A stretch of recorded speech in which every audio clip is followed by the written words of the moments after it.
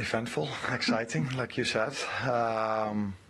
Both teams scoring from a set piece. In my opinion, Arsenal first team better than us. I was of course not happy to concede just before half time, but I think if you look at the first half, they maybe deserve to be one up. But what pleased me a lot was we had one time less to prepare this game, so one time less to recover. We had to fly.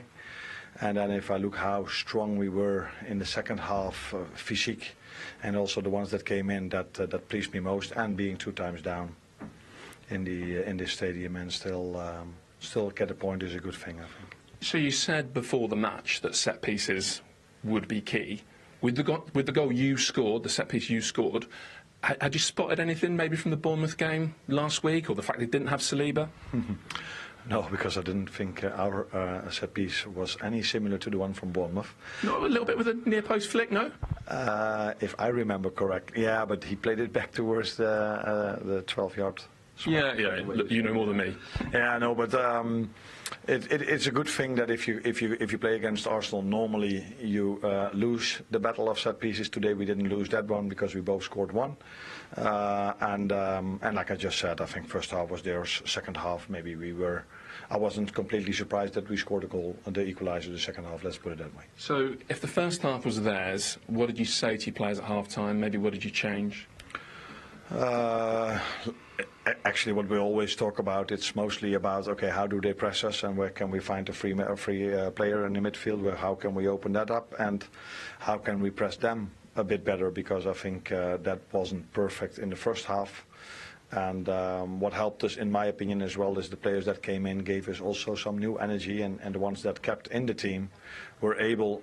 And they played already during the week to keep going and keep fighting for a result, and that is what pleased me most in the end. So what do you think happened second half? And what I mean by that is, do you think they sat off and tried to play on transition? Do you think you started winning more duels? Do you think you forced them back? Why did the game take a different turn? Yeah, that's always difficult to tell you so immediately after the game, but in general in football it's not that weird that if one team is up that the other team is pushing a bit more. This is what happened also with us last week against Chelsea. I think after we went 2-1 up, we were also trying to defend our lead, and maybe we take a bit more risk. I don't know. What pleased me, I said it many times now, is that after having 1 day less to recover, still coming out here and being 2 times behind and then have so much energy to get the equaliser.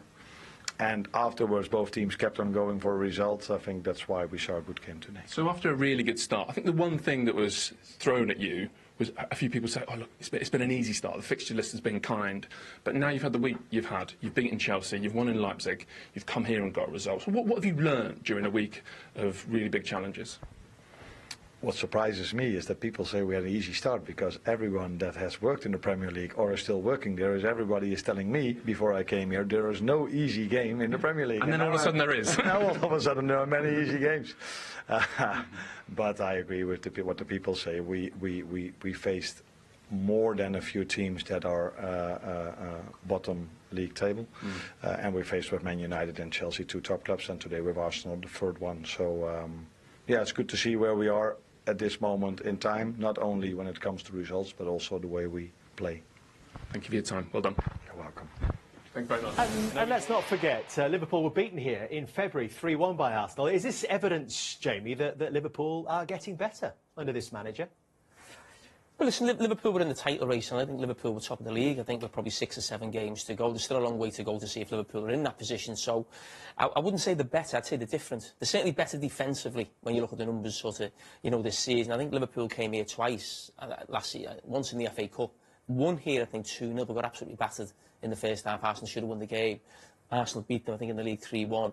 So, created a lot of chances. That wasn't the sort of the game that we watched today. That's probably something a little bit around Arsenal where they're going. We'll maybe get to that shortly. But from Liverpool's point of view, the big change this season is defensively. They look a solid unit. Well, I think this season they've been the best defensively in the Premier League, and that's a big difference from what we saw last season. Do you think being better defensively, Roy, is more likely to take you to the big prizes? Yeah, of course. Well, you have to defend properly, and with people like Salah, you've always got a chance of scoring goals.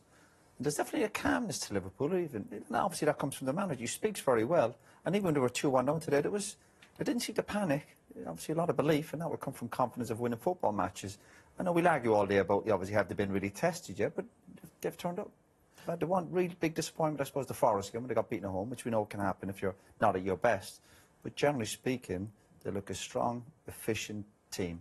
You got world-class players like Salah, you have a chance to win football matches. And remember, they were missing their goalkeeper. Keller's done one in the last month or two, so they've had one or two setbacks as well with injuries themselves. We've obviously been discussing Arsenal for last week about all their problems, but Arsenal had 1 or 2 players missing. I mean, Liverpool had 1 or 2 players missing, but they've turned up today, and again, the manager said that a couple of weeks ago, and they keep turning up. That gives you a chance to win football matches. I think Alex Ferguson always says you can see the personality of a manager in his team. So we saw that for 7 years with Klopp. Klopp is just this big, huge personality, energetic, and that was the team. When you see Arne Slot interviewed, it's just calm, reserved, you know, doesn't get sort of too carried away, you know, whether you're winning or losing. And as Roy just said, that you see it on the pitch. It's a lot more controlled, Liverpool, so it's not end-to-end. They're not having to deal with counter-attacks as much. And that's why they're better defensively. I don't think it's necessarily that he's a defensive manager or he's brought in better... You all right there? Sorry, yeah. I don't turn you on, I just wanted to ask yourself, actually, do you feel like they miss that Klopp intensity at times when they really want to go for the game? Because, like I was saying, at times they just lack that intensity. Do you think, like you say, with the calmness? Listen, every manager's have to balance between the defence and attack. So that intensity that we're talking about, Jurgen Klopp, might maybe create more chances and lift the crowd more at Anfield. But what you lose is maybe going the other way. This is maybe not as much going the other way, pressing really high, winning the ball back, lifting the crowd, all the big atmosphere. But you're better defensively. Just that's what it's about, trying to get the balance. Do you think, Theo, that dressing rooms respond in a different way to those different kind of emotive managers, whether it is the sort of the tub thumping of Jurgen Klopp or the quiet calmness of Arne Slot? Yeah, I've got to agree. The teams are a reflection of managers at times, and we're seeing a different side of Mikel Arteta in this moment in time from an Arsenal perspective, where we want to keep hold of what we've got and be defensive-minded. And I'm just worried that we're going to lose that free-flowing sort of football that Arsenal have known for doing from the Arsene Wenger eras. And, you know, when I was playing as well, don't go away from what you're good at. And what Arsenal are good at times is dominating higher up the field. And I just don't want them to get into habits of holding on to things when they can put teams to the sword, particularly when the likes of Liverpool are challenging, because they are definitely here to stay. I don't think they're getting into bad habits. I think that's an instruction for the manager. This has been going on now, I would say, for about 12 months. What? We're going to come to that in a minute. Come on. Because I want to hear from Mikel Arteta, Sorry. having been tested for the first time today. What's up, guys? I'm back here with another video. Please like, subscribe and share. Thank you.